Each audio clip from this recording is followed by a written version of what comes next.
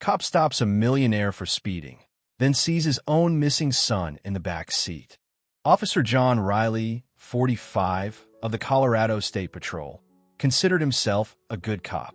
He was fair, firm, and dedicated to his job, protecting the highways and byways of his state. He wasn't a hero, not in his own mind, anyway. He was just a man doing his duty, trying to make a difference, trying to keep people safe. But beneath the uniform, beneath the badge, beneath the stoic demeanor, John carried a burden of grief, a wound that had never fully healed. 8 years earlier, his son, Tommy, then 4 years old, had disappeared during a family camping trip in the Rocky Mountains. A massive search had been launched, involving hundreds of volunteers, search and rescue teams, and law enforcement agencies. But Tommy was never found. The case had gone cold. The hope of finding him alive had dwindled, but John had never given up. He still kept Tommy's room exactly as it had been, still looked at his photographs every day, still whispered his name every night before he went to sleep.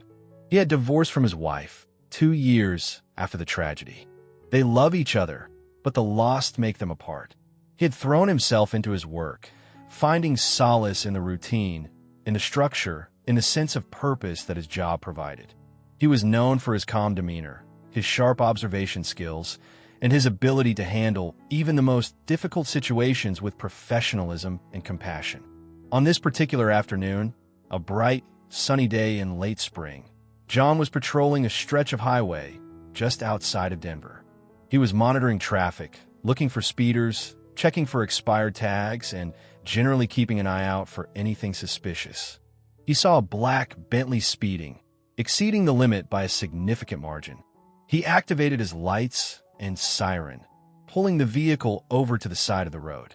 It was a routine traffic stop, something he had done hundreds, perhaps thousands of times before. He approached the vehicle cautiously, his hand resting on his holster, a standard precaution. He reached the driver's side window, which was tinted dark, obscuring the interior. The window lowered, revealing a man in his late 50s, expensively dressed, with a look of mild annoyance on his face. "Do you know why I pulled you over, sir?" John asked, his voice calm and professional. "Officer, I apologize," the man said, his voice smooth and cultured. "I was rushing to a meeting.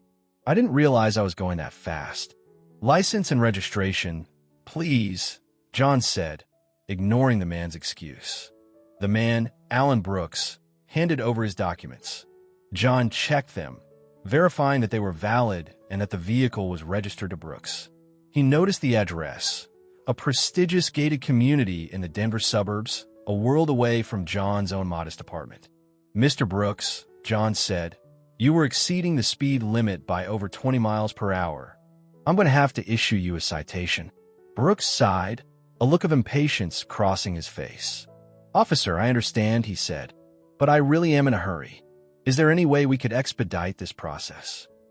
John was about to reply, to explain that he couldn't make exceptions, that everyone had to follow the rules, when he glanced into the back seat of the Bentley.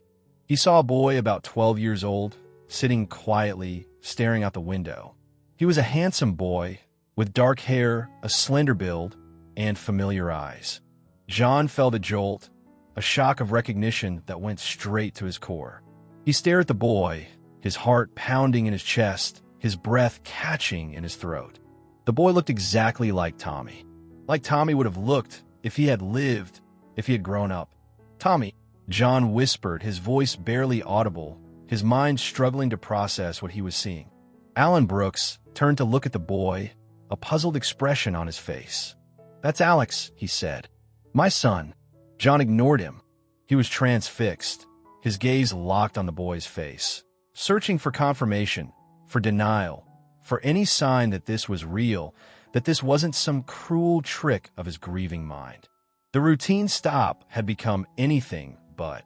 The unthinkable glimpse, the flicker of recognition, had shattered John's carefully constructed world, opening up a chasm of pain, of hope, of impossible possibilities. He was a cop, trained to be objective, to be rational, to rely on evidence. But he was also a father who had lost his son, a father who had never given up hope, a father who was now staring into the face of a boy who looked exactly like the child he had lost 8 years before. Alan Brooks, 58, was a man who valued control, precision, and predictability. He had built his fortune in a volatile world of finance, mastering the art of risk assessment and calculated investment. He lived a life of structured luxury, a life where every detail was carefully planned, every contingency accounted for. His home, a sprawling estate in Cherry Hills Village, an exclusive enclave south of Denver, was a testament to his success. It was a modern masterpiece, filled with contemporary art, sleek furniture, and state-of-the-art technology. It was a home designed for entertaining, for impressing, for showcasing his wealth and status. But it was also, in many ways, a sterile environment, lacking the warmth and spontaneity of a true family home. Alan had been married briefly in his youth, a relationship that had ended amicably, but without any lasting emotional connection. He had focused on his career, on building his financial empire, on achieving the success that had always seemed to elude him. 7 years earlier, he had decided to adopt a child. It wasn't a decision driven by a deep-seated desire for fatherhood, but rather by a combination of factors: a growing sense of loneliness, a desire for companionship, and a perhaps subconscious need to create a legacy, to leave his mark on the world. He had gone through a reputable adoption agency, undergoing the rigorous screening process, the home visits, the interviews. He had been approved, deemed a suitable adoptive parent, a man of means, stability, and good character. He had been presented with several profiles of children available for adoption, but he had been drawn to one in particular: a 5-year-old boy named Alex, who had been found abandoned in a park in Los Angeles and subsequently placed in an orphanage. Alan had flown to Los Angeles, met with Alex, and felt an immediate connection to the boy. He had been struck by Alex's quiet intelligence, his gentle nature, and his surprisingly resilient spirit. He had decided, then and there, to adopt him, to give him a home, a family, a future. The adoption process had been relatively smooth, and Alex had quickly adapted to his new life in Colorado. Alan had enrolled him in the best private schools, provided him with every material comfort, and tried to be a good father, a supportive presence in his son's life. But Alan, despite his best intentions, was not a naturally affectionate man. He was reserved, emotionally distant, and often preoccupied with his business affairs. He struggled to connect with Alex on a deeper level, to understand his emotional needs, to provide the kind of warmth and unconditional love that a child craves. Alex was a bright, sensitive boy with a passion for drawing and a love of nature. He was well-behaved, polite, and respectful, but he also carried a quiet sadness, a sense of longing that Alan couldn't quite fathom. He had often asked about his biological parents, about his past, but Alan had always been evasive, telling him only that they had been unable to care for him, that they had loved him very much, but that they had made the difficult decision to give him up for adoption. Alan had convinced himself that he was doing the right thing, that he was protecting Alex from the pain of his past, that he was providing him with a better life, a life of privilege and opportunity. He had never considered the possibility that Alex might have a family who was searching for him, a family who had never given up hope of finding him. Millionaire's Row, the exclusive enclave where Alan lived, was a world of manicured lawns, gated estates, and carefully guarded privacy. It was a world where appearances mattered, where status was paramount, and where secrets were often buried beneath layers of wealth and privilege. It was a world that was about to be shaken to its core by the unexpected arrival of a police officer, a routine traffic stop, and the unthinkable glimpse of a boy who looked exactly like a ghost from the past. The day Tommy Riley disappeared was etched in John's memory with a clarity that time had failed to diminish. It was a Saturday in June, a perfect summer day, the kind of day that seemed to hold the promise of endless possibilities. John, his wife, Sarah, and their 4-year-old son, Tommy, had driven up to the Rocky Mountain National Park for a weekend camping trip. It was a family tradition, something they had done every year since Tommy was born. They loved the outdoors, the fresh air, the sense of escape from the city, the chance to spend quality time together. They had set up camp near a small lake, a picturesque spot surrounded by towering pines and snow-capped peaks. Tommy had been thrilled, running around excitedly, exploring the campsite, collecting pine cones, and chasing butterflies. John and Sarah had been busy unpacking, setting up the tent, and preparing lunch. Tommy had been playing nearby, building a castle out of sticks and stones.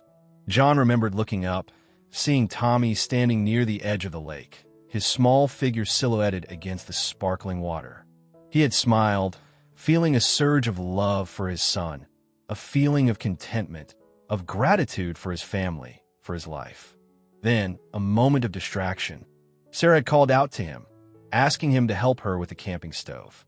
He had turned his back for just a few seconds that would change their lives forever. When he turned back, Tommy was gone. The initial reaction was disbelief, a frantic search of the immediate area, calling out Tommy's name, his voice rising in panic with each unanswered call. They had assumed he had wandered off, that he was hiding, that he would reappear any minute, giggling and laughing. But he didn't reappear. The minutes turned into hours, and the search intensified. They alerted the park rangers, who launched a full-scale search and rescue operation. Hundreds of volunteers joined the effort, combing the woods, the trails, the shoreline of the lake. Search dogs, helicopters, and thermal imaging cameras were deployed, but to no avail. Tommy had vanished without a trace, as if swallowed up by the vast wilderness. The days that followed were a blur of activity, of desperate hope, of crushing despair. John and Sarah had stayed at the campsite, refusing to leave, clinging to the faint possibility that Tommy would be found. They had answered endless questions from the police, the FBI, and the media, their faces plastered across newspapers and television screens, their private tragedy becoming a public spectacle. But as the days turned into weeks and the weeks into months, the hope of finding Tommy alive began to fade. The search was eventually scaled back, then called off altogether. The case went cold, becoming another unsolved mystery, another statistic in the grim catalog of missing children. Sarah had been inconsolable, blaming herself for not watching Tommy more closely, for turning her back for that fatal moment. She had sunk into a deep depression, withdrawing from John, from the world, from life itself. John had tried to be strong, to support Sarah, to hold on to hope, but he was also consumed by grief, by guilt, by the unbearable weight of his loss. He had thrown himself into his work, trying to distract himself, trying to find some meaning in the wreckage of his life. Their marriage, once strong and loving, had crumbled under the strain. They had tried counseling, they had tried to reconnect, but the pain was too great, the wound too deep. They had eventually divorced, a quiet, amicable separation, a mutual recognition that they could no longer bear the weight of their shared grief. The lost years had been a slow, agonizing descent into darkness, a period of mourning, of questioning, of searching for answers that would never come. The fading hope had become a flicker, a distant ember, buried beneath the ashes of a life that had been irrevocably altered by the disappearance of a 4-year-old boy on a sunny day in the Rocky Mountains. The camping trip, meant to be a joyful family outing, had become a nightmare, a tragedy that would haunt John for the rest of his life. Back at the roadside, John struggled to regain his composure. He was a police officer, trained to remain calm and objective, but the sight of the boy in the back seat of the Bentley had shattered his professional detachment, unleashing a torrent of emotions he had suppressed for years. "Mr. Brooks," John said, his voice still trembling slightly, "I need to ask you a few questions. About your son." Alan Brooks, now visibly flustered, looked from John to Alex, his expression a mixture of confusion and concern. "Officer, I don't understand," he said. "What's this about? Is there a problem?" "Alex," John said, turning to the boy, "can you come out of the car for a moment, please?" The boy, sensing the tension in the air, hesitated. He looked at Alan, seeking reassurance. Alan nodded, his face pale, his eyes filled with a growing sense of unease. "It's okay, son," Alan said. "Just do as the officer says." Alex climbed out of the car, his movements slow and hesitant. He stood beside John, his eyes fixed on the ground, his body trembling slightly. John knelt down, his eyes level with the boy's. "Alex," he said, his voice gentle. "What's your real name? Do you remember anything about before you lived with Mr. Brooks?" The boy looked up at him, his eyes, so hauntingly familiar, filled with a mixture of fear and confusion. I don't know," he whispered. "I don't remember."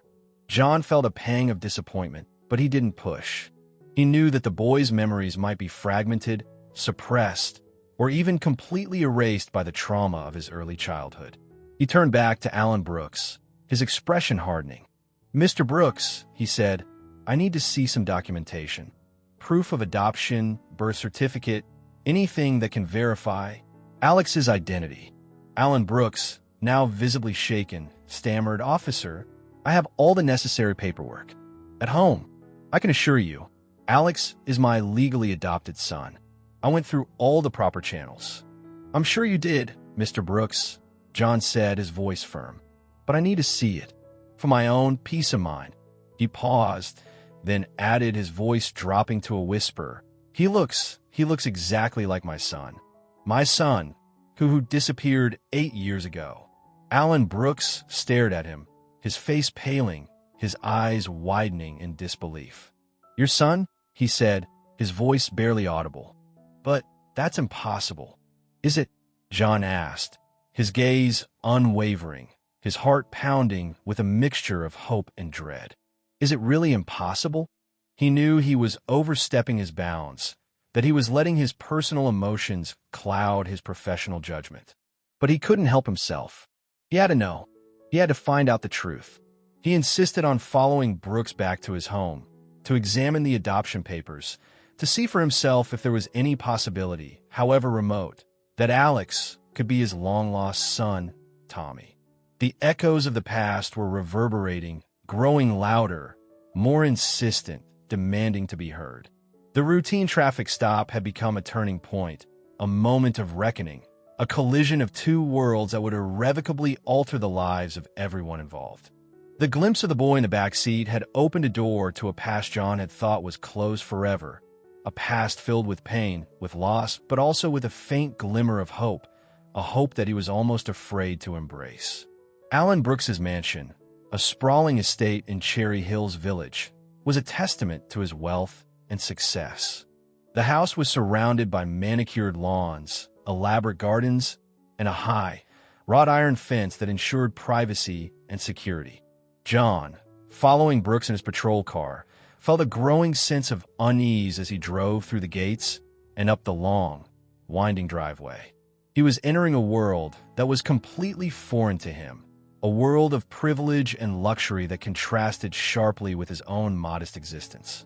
Brooks led him into a large, opulent study filled with leather-bound books, antique furniture, and expensive artwork.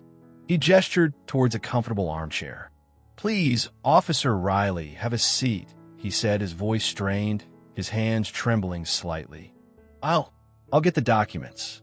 John remained standing, his eyes scanning the room, taking in the details, trying to maintain a sense of professional detachment, despite the emotional turmoil that was churning within him. Brooks went to a large, antique desk, unlocked a drawer, and pulled out a thick file. He handed it to John, his expression a mixture of anxiety and resignation. "These are all the adoption papers," he said. "Alex's original birth certificate, the court order, everything.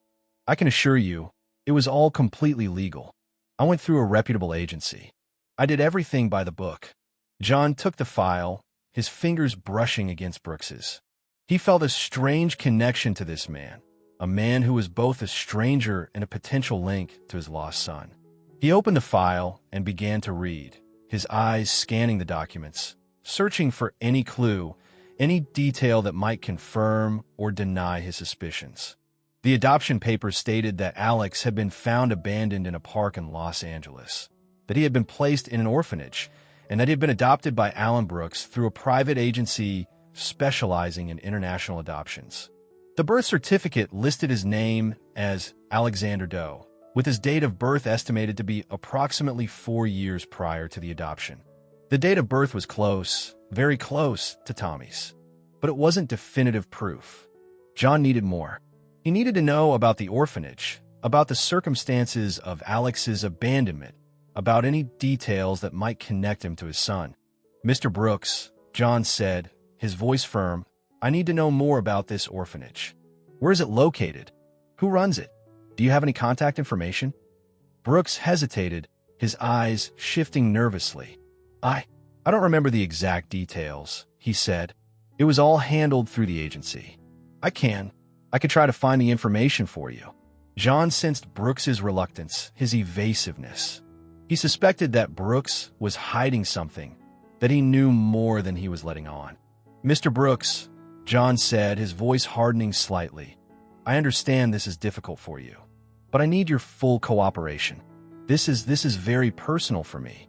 He paused, then added, his voice filled with emotion, I believe Alex might be my son.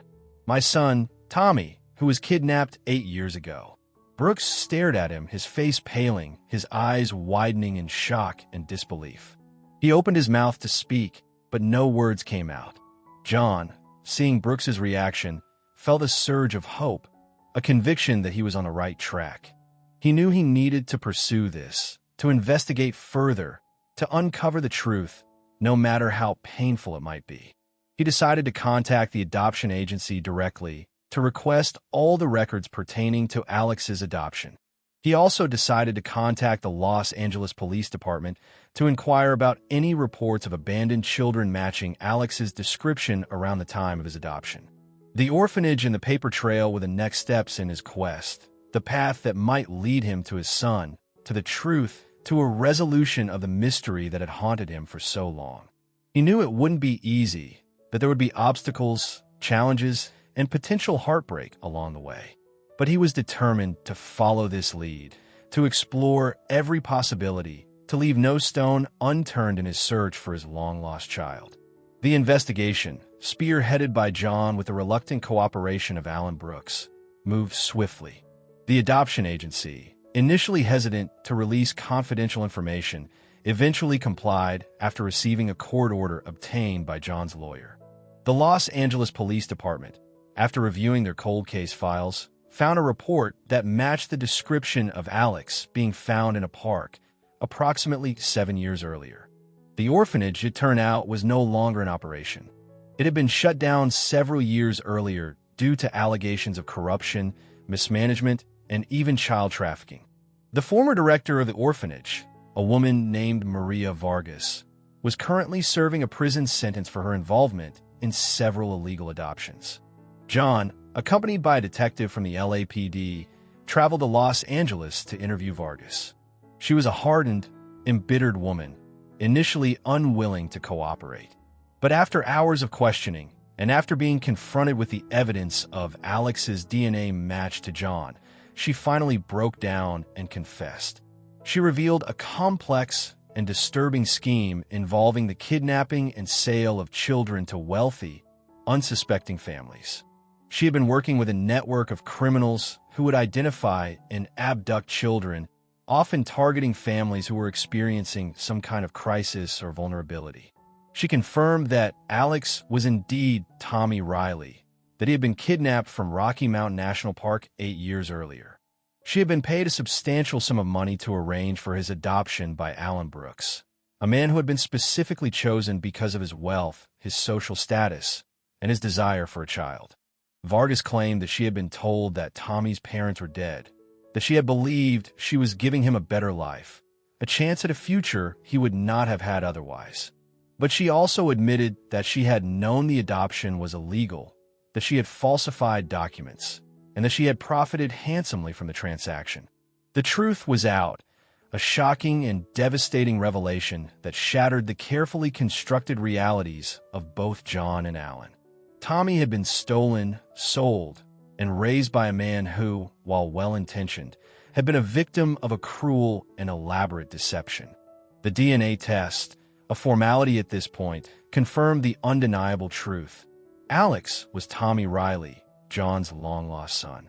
John, overwhelmed with a mixture of joy, relief, anger, and grief, returned to Colorado to face the most difficult conversation of his life, telling Alex the truth about his identity, his past, and his real father. He found Alex in the garden of Brooks's estate, drawing in his sketchbook. He sat down beside him, his heart pounding in his chest, his mind racing with how to begin, how to explain the unimaginable. "Alex," he said, his voice trembling slightly, "we need to talk. About who you are. About where you came from." The boy looked up at him, his eyes, so like his own, filled with a mixture of curiosity and apprehension. John told him the story as gently and as honestly as he could. He told him about his real name, Tommy. He told him about his mother, Sarah, and how much they had loved him. He told him about the camping trip, the disappearance, the search, the heartbreak. He told him about the kidnapping, the orphanage, the illegal adoption. He told him everything, holding nothing back, except for the details of Vargas's criminal activities, wanting to shield the boy from the full horror of his past, at least for now. Alex, now Tommy, listened in stunned silence, his eyes widening with disbelief, his face paling with each revelation. He struggled to process the information, to reconcile the life he had known with the truth that was now being unveiled. He looked at Alan Brooks, who stood nearby, his face etched with guilt and sorrow, his eyes filled with tears. He had always sensed that something was missing, that there was a hidden chapter in his past, but he had never imagined the truth could be so unbelievable. He then looked at John, at the man who was his real father, the man who had never given up hope, the man who had searched for him for 8 years. He saw the pain in his eyes, the love, the longing, the desperate desire to connect. He felt a surge of emotions wash over him. Confusion, fear, anger, sadness, and a faint, flickering ember of hope, a hope that perhaps, just perhaps, he could finally have a real family, a real home, a real identity. The bonds were tested, the bonds of adoptive fatherhood, the bonds of a newly discovered biological fatherhood, and the bonds of a boy caught between two worlds, two families, two identities. The truth had been revealed, but the journey towards healing, towards understanding, towards building a new future had just begun. The transition was far from seamless. Tommy, now grappling with his rediscovered identity, was understandably confused, conflicted, and emotionally overwhelmed. He had spent 7 years believing Alan Brooks was his father, building a life with him, forming a bond that, while perhaps not deeply affectionate, was nonetheless significant. John, while overjoyed to have his son back, was also acutely aware of the trauma Tommy had endured, the years of separation, and the challenges of integrating him into his life. He was determined to be patient, understanding, and to prioritize Tommy's emotional well-being above all else. Alan, stripped of his paternal rights and facing potential legal consequences for his unwitting involvement in the illegal adoption, was devastated. He had genuinely loved Alex, had believed he was acting in the boy's best interest, and now faced the prospect of losing him forever. He cooperated fully with the authorities, providing information about the adoption agency and Maria Vargas, hoping to mitigate his own culpability and to, in some small way, make amends for the harm he had caused. The legal proceedings were complex and protracted. John, with the help of his lawyer, filed for custody of Tommy, a process that was expedited due to the DNA evidence and the circumstances of the kidnapping. Alan, after much soul-searching and legal counsel, decided not to contest the custody claim. He recognized that Tommy's rightful place was with his biological father, and he didn't want to subject the boy to a further, potentially damaging legal battle. The courts, however, mandated a gradual transition, recognizing the need for Tommy to adjust to his new reality, to process his emotions, and to build a relationship with John at his own pace. Tommy began spending weekends with John, gradually increasing the frequency and duration of the visits. The initial meetings were awkward, filled with hesitant conversations, long silences, and the unspoken weight of the lost years. John tried to create a welcoming environment, transforming a spare bedroom in his modest home into a replica of Tommy's room at the Brooks estate, complete with his drawings, his books, and his familiar belongings. He also sought the guidance of a child psychologist, a specialist in trauma and attachment, to help Tommy navigate his emotions, to process his past, and to adjust to his new life. The therapist helped John understand Tommy's perspective, to be patient, to be understanding, and to avoid overwhelming him with too much information or too many expectations. Tommy, initially withdrawn and reserved, slowly began to open up to John. He asked questions about his mother, about his early childhood, about the camping trip, about the years he had spent believing Alan Brooks was his father. John answered his questions honestly, but carefully, shielding him from the more disturbing details of the kidnapping and Vargas's criminal activities.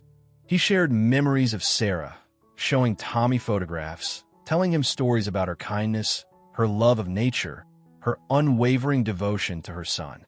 He also acknowledged Alan's role in Tommy's life, emphasizing that Alan had loved him and cared for him, that he had been a victim of deception, just as they had been.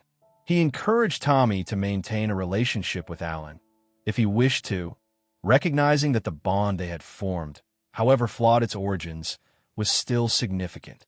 Navigating the new reality was a delicate balancing act, a process of healing, of understanding, of building trust, and of forging a new family dynamic, a dynamic that acknowledged the complexities of the past while embracing the hope of the future. It was a journey filled with challenges, with setbacks, with moments of doubt and uncertainty, but also with moments of joy, of connection, and of a growing love that transcended the years of separation and the trauma of the past. Years drifted by, marked by the gradual, often imperceptible shifts in the landscape of their lives. The sharp edges of grief and trauma began to soften, replaced by a quiet strength, a resilience forged in the crucible of shared experience. Tommy, now a young man, had navigated the turbulent waters of adolescence with the unwavering support of John. He had excelled in school, his artistic talents nurtured and encouraged. He had chosen to attend the University of Colorado, Boulder, a decision that both honored his past and embraced his future, staying close to the mountains he had briefly known as a small child, yet forging his own path. He maintained a cordial, though somewhat distant, relationship with Alan Brooks.